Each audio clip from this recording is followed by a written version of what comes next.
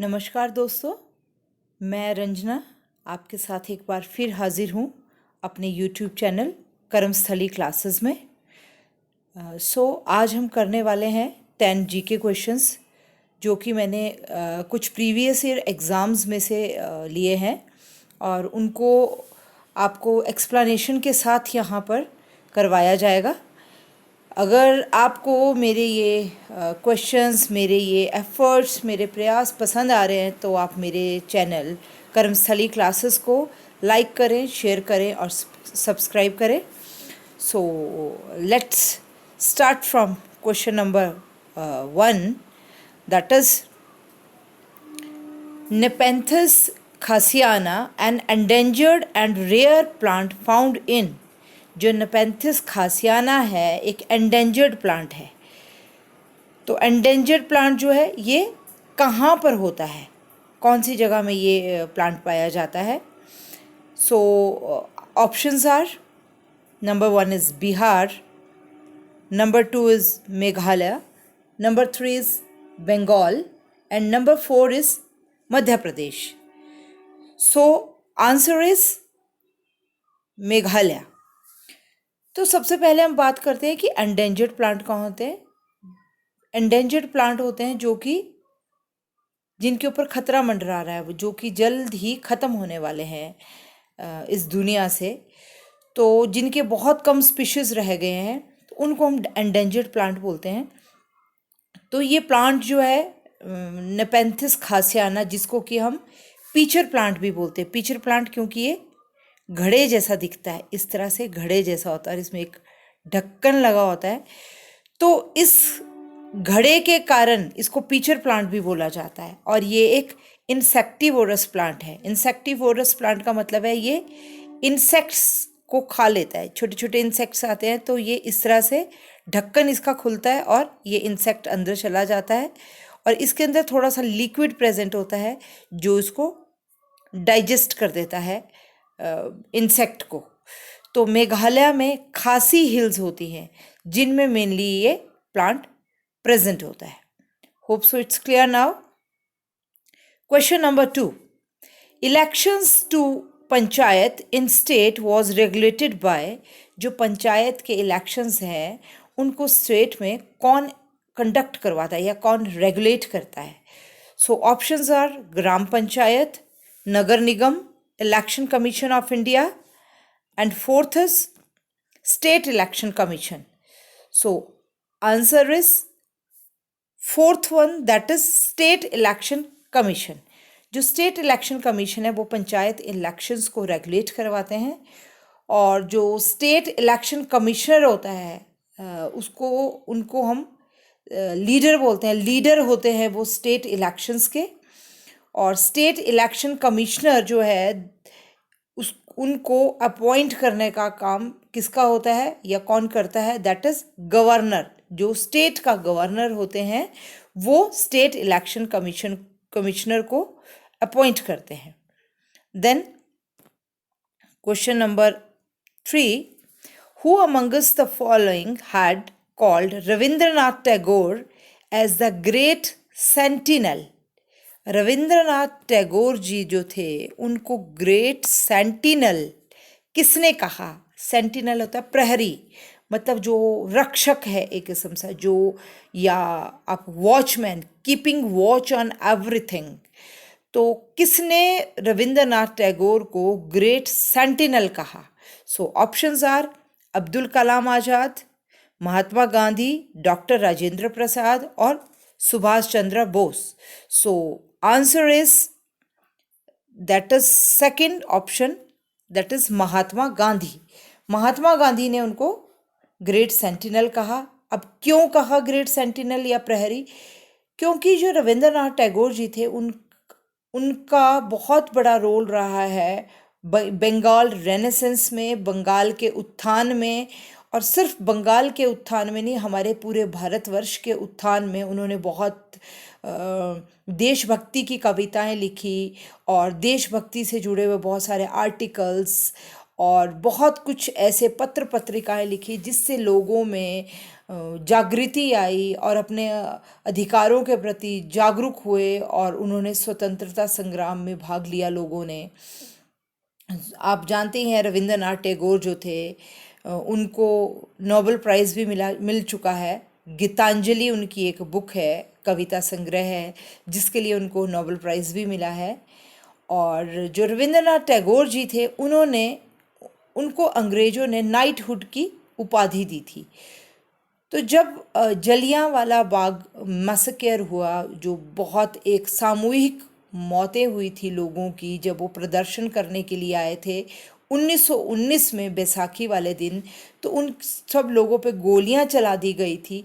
तो उसके विरोध में जो रविंद्रनाथ टैगोर जी थे उन्होंने अपनी नाइटहुड की उपाधि, जो टाइटल दिया था अंग्रेज़ों को, वो वापस कर दिया।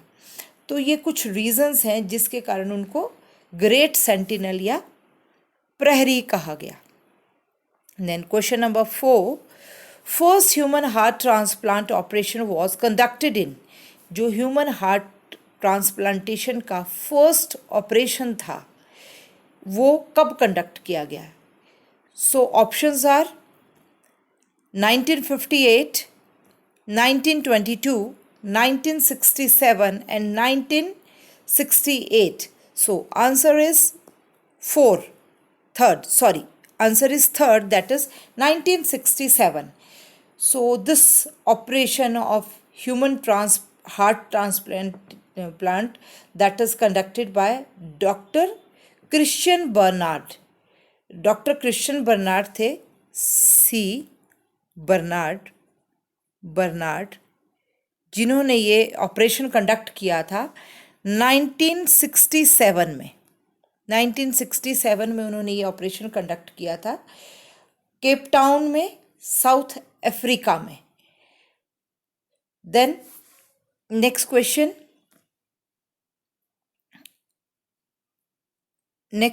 Is question number 5. Exposure to sunlight helps a person improve his health because जब हम सनलाइट में किसी भी पर्सन को एक्सपोज करते हैं या हम एक्सपोज होते हैं तो उससे हमारी हेल्थ इम्प्रूव होती है। क्यों? रीज़न क्या है? So options are resistance power increases, the infrared light kill bacteria in the body. Number 3, the ultraviolet rays convert skin oil into vitamin D. And fourth is the pigment cell in the skin get stimulated and produce a healthy tan. So answer is third, ultraviolet rays convert skin oil into vitamin D. जो हमारी body में vitamin D कैसे synthesis होती है? जब ultraviolet rays हमारी skin oils के ऊपर या हमारी स्किन में जो भी तेल होता है उसके ऊपर जैसे ही अल्ट्रावायलेट किरणें पड़ती हैं तो वो उसको विटामिन डी में कन्वर्ट कर देती है। तो विटामिन डी आपको जैसे पता ही है हमारे शरीर के लिए, स्पेशली हमारी हड्डियों के लिए बहुत ज़रूरी है। अगर विटामिन डी हमें ना मिले तो हमारी हड्डियाँ कमज़ोर पड़ जाती हैं और हड्डियाँ टेढ़ी तक हो जाती हैं। तो विटामिन डी हेल्दी रहने के लिए बहुत ज़रूरी है। देन क्वेश्चन नंबर 5,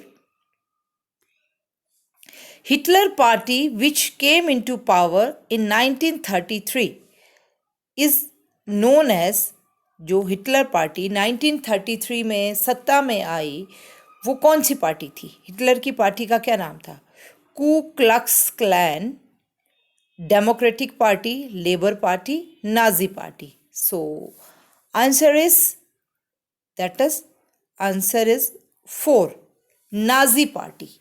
जो नाजी पार्टी थी वो हिटलर की पार्टी थी, बहुत ही फेमस पार्टी रही है, या नाजिज़म जो हिटलर ने फैलाया सब जगह, बहुत ही फेमस रहा है नाजिज़म। तो ये जो हिटलर की पार्टी थी नाजी पार्टी 1919 में 1919 में ये पार्टी 1919 में ये पार्टी बनी। इसकी फाउंडेशन 1919 में रखी गई और इसका नाम पहले था जर्मन वर्कर्स पार्टी और बाद में 1933 में जब ये सत्ता में आए तो इसका नाम इन्होंने नाजी पार्टी कर दिया। Then question number 6. Question number 6 is national income estimate in India was prepared by. India में नेशनल इनकम का एस्टिमेट कौन प्रिपेयर करता है? So options are planning commission of India, Reserve Bank of India, central statistical organization और Indian statistical institute. हाँ जी, तो कौन करता है ये नेशनल इनकम का एस्टिमेट कौन करता है? So answer is third, central statistical organization, जिसको हम शॉर्ट फॉर्म में CSO भी बोलते हैं, CSO। तो CSO जो है और ये ऑर्गेनाइजेशन जो है 2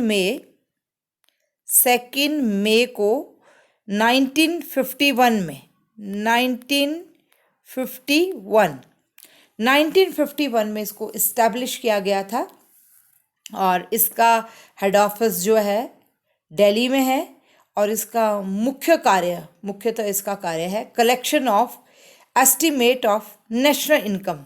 नेशनल इनकम क्या है, उसका डेटा प्रिपेयर करने का काम है। Then question number 7, the Tropic of Cancer does not pass through which of the following Indian state. जो ट्रॉपिक ऑफ कैंसर है इनमें से कौन सी इंडियन स्टेट से क्रॉस नहीं करती है? तो ट्रॉपिक ऑफ कैंसर जिसको हम कर्क रेखा भी बोलते हैं, तो इनमें से कौन सी इंडियन स्टेट है जिसमें से ये क्रॉस नहीं करती है? सो ऑप्शंस आपके सामने हैं। First is Madhya Pradesh, second is West Bengal, third is Rajasthan and fourth is Orissa. तो इनमें से कौन सी ऑप्शन है जिसमें ट्रॉपिक ऑफ कैंसर क्रॉस नहीं करती है, आप बताएंगे मुझे। तो answer is fourth, that is Orissa. Orissa से क्रॉस नहीं करती है ट्रॉपिक ऑफ कैंसर। ये ट्रॉपिक ऑफ कैंसर जो है 8 इंडियन स्टेट्स हैं जिनसे पास करती है। वो 8 इंडियन स्टेट कौन कौन सी है? Gujarat, Rajasthan, Madhya Pradesh, Chhattisgarh, West Bengal, Jharkhand, Tripura and Mizoram. Hope so it's clear now. Then question number 8, who is the author of the book Freedom Behind Bars. जो बुक है फ्रीडम बिहाइंड द बार्स, उसके ऑथर कौन है? So options are Kiran Bedi, Jawaharlal Nehru, Nelson Mandela and Sheikh Abdullah. So answer is Kiran Bedi. Answer is number 1, Kiran Bedi.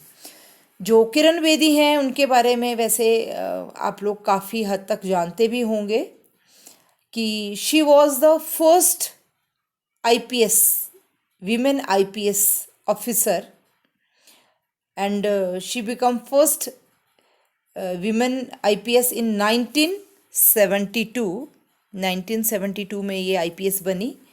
And इन्होंने जो ये book लिखी freedom Behind the bars, ये अपने एक्सपीरियंसेस उन्होंने लिखे इसमें, जो कि काफ़ी इन्होंने इम्प्रूवमेंट या सुधार किया जेलों में। स्पेशली तिहाड़ जेल जो है, काफ़ी रिफॉर्म्स किए उसमें उन्होंने। और उनकी इन्हीं पहल के चलते, इन्हीं सुधारों के चलते या सामाजिक कार्यों के चलते उन्हें रेमन मैग्सेसे अवार्ड भी दिया गया। एंड जो किरण बेदी हैं वो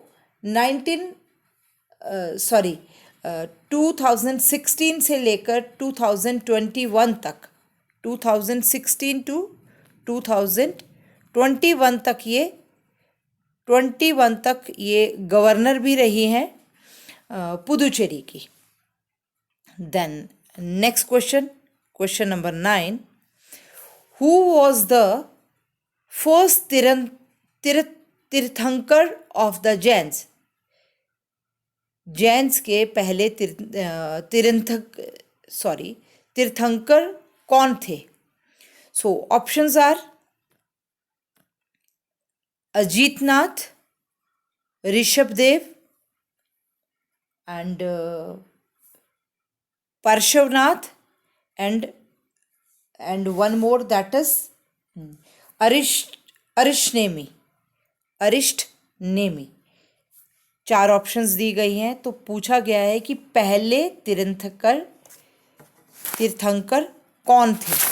तो सो answer is first was Rishabh, जो ऋषभ थे, Rishabhdev, that is option number 2। Rishabhdev जो थे वो फर्स्ट तीर्थंकर थे और ये अयोध्या में इनका जन्म हुआ था। ये इक्ष्वाकु क्लैन में पैदा हुए थे। इनके फादर का नाम था नाभि, किंग नाभि, एंड और इनके बारे में फर्स्ट तीर्थंकर थे ये। एंड जो आखिरी थे 24th, जो जैन्स हैं इनमें 24 तीर्थंकर्स हुए हैं। तो 24th कौन थे आखिरी वाले?